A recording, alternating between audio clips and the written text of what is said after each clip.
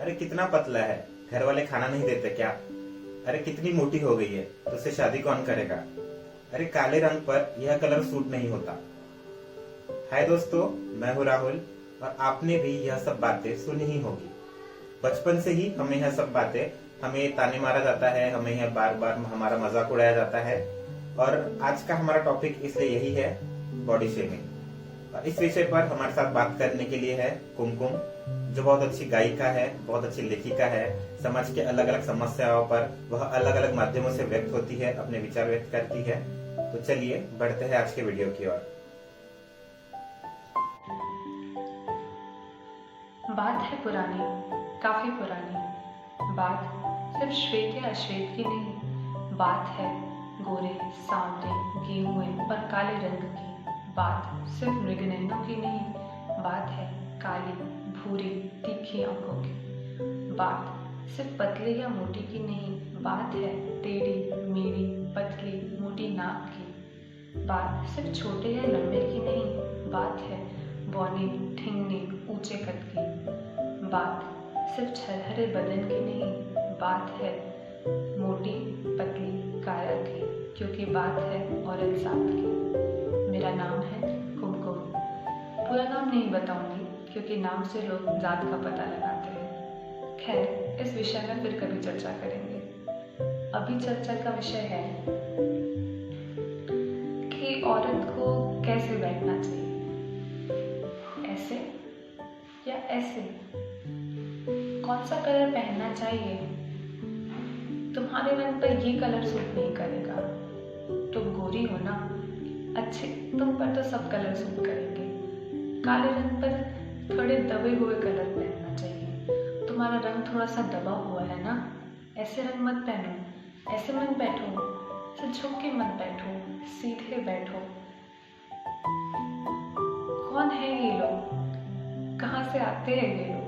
समाज, वो चार लोग जो हमें सिखाते हैं कि ये नहीं करना चाहिए, वो नहीं करना चाहिए।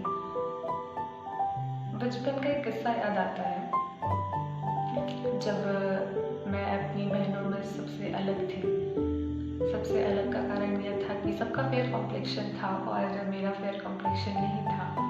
तो कहा जाता था कि इसकी शादी कैसे होगी और कैसे इसके लिए लड़का मिलेगा। फिर जैसे जैसे बड़ी होती गई तो कद भी बड़ा लंबा होता गया। फिर चिंता का विषय यह बना कि इतना लंबा लड़का कैसे मिलेगा, शादी कैसे होगी। फिर चिंता का विषय यह बना कि रंग भी दबा हुआ है, तो अब तो लड़का मिलना बहुत मुश्किल हो जाएगा।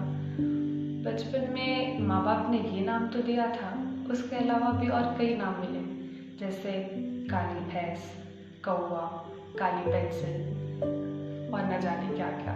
शायद माँ बाप का नाम दिया हुआ है, नाम कम पड़ गया था। पर फिर 17 साल लगे खुद को अपनाने में, खुद को यह बताने में कि हाँ, मैं जैसी भी हूँ अच्छी हूँ और यही है। अगर भगवान है और भगवान ने मुझे यह रंग और रूप दिया है तो मैं उसमें खुश हूँ। जैसे ही कॉलेज का समय आया और कॉलेज में दाखिला हुआ मेरा, तो मुझे लगा कि हम तो बहुत सुंदर हैं और हम तो खुद खुश हैं। पर 1 महीना लगा ये भ्रम टूटने में और पहले ही महीने में फेसबुक काफ़ी चलन में था तब और कन्फेशन पेज बनते थे। हमारी क्लास का भी कन्फेशन पेज बना और उस पर एक पतली लड़की का एक कार्टून बनाया गया जिसका रंग काला था।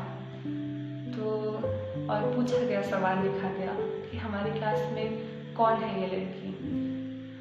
तो लोगों ने बढ़ चढ़ कर हिस्सा लिया, उसके ऊपर कमेंट किए गए बकायदा। तो और कभी सोचती हूँ उस बारे में, थोड़ी हंसी आती है, थोड़ा बुरा लगता है, पर ठीक है। पता नहीं था कि साइबर बुलिंग का कॉन्सेप्ट नहीं पता था, लोगों ने बताया नहीं, दोस्तों ने भी नहीं बताया कि अच्छा ये पोस्ट मेरे ही बारे में है। मैंने जब उनसे पूछा, तब जाकर उन्होंने मुझे बताया कि ये पोस्ट हाँ तुम्हारे लिए ही है।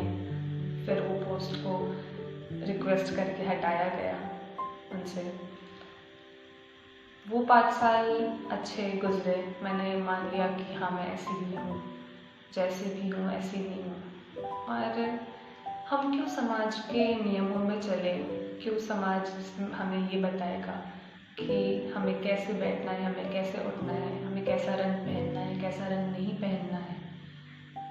हम जैसे हैं हम खुद को वैसे ही क्यों नहीं अपनाएं। मॉरल साइंस की जगह स्कूल में मेंटल हेल्थ क्यों नहीं पढ़ाया जाता कि बच्चे के दिमाग पर उस अवस्था में जब वो छोटा सा है उस पर क्या असर पड़ेगा, जब उसे बार बार यह याद दिलाया जाए कि वो पतला है, वो मोटा है, वो काला है, वो भद्दा दिखता है। बच्चे को इस प्रकार की चीज़ें जब आप सिखाते हैं, बचपन में बार बार बोली जाती हैं, घर पर भी वो बोली जा रही है, स्कूल में भी वो बोली जा रही है, तो उनकी मानसिक अवस्था पर इस चीज़ का क्या असर पड़ेगा ये हम लॉन्ग टर्म में कभी भी नहीं सोचते। कि लॉन्ग टर्म में जब आप अभी 21st सेंचुरी में जब आप देखते हैं और लोग डिप्रेशन का शिकार होते जा रहे हैं, तो आप सोचते हैं कि अभी कुछ हुआ होगा। आप बैक टू दैट एज, उस एज में जाके कि बचपन से लेकर अभी तक उसके साथ में क्या क्या चीज़ें हुई है, उन चीज़ों का ध्यान नहीं रखते, उन चीज़ों के बारे में नहीं सोचते कि उन चीज़ों को, उन इंसिडेंट्स को और उन इंसिडेंट्स का उसके बचपन में और अभी उस पर क्या असर पड़ा होगा।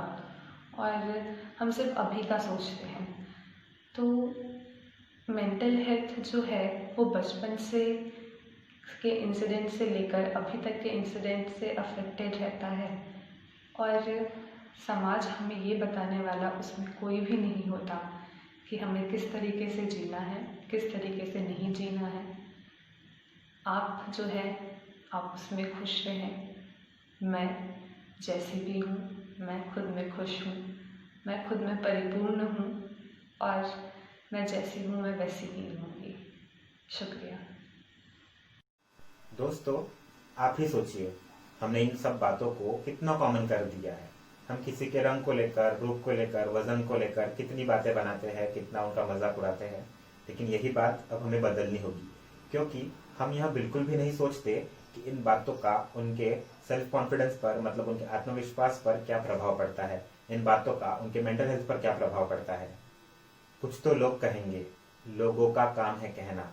हाँ, आगे भी लोग बातें बनाएंगे, लोग मजाक उड़ाएंगे, लेकिन हमें यह ध्यान रखना होगा कि हमें समाज ने जो सुंदरता की परिभाषा बना के रखी है उसमें फिट बैठने की कोई जरूरत नहीं है। आप जैसे हैं आप वैसे ही बहुत सुंदर है। आप बस तंदुरुस्त रहिए, खुश रहिए, वह बहुत जरूरी है। आज का यह वीडियो आपको पसंद आया होगा, ऐसे मैं उम्मीद करता हूँ। और प्लीज वीडियो को लाइक कीजिए, कमेंट कीजिए, शेयर कीजिए, और चैनल को अब तक आपने सब्सक्राइब नहीं किया है तो प्लीज चैनल को सब्सक्राइब कीजिए। Thank you.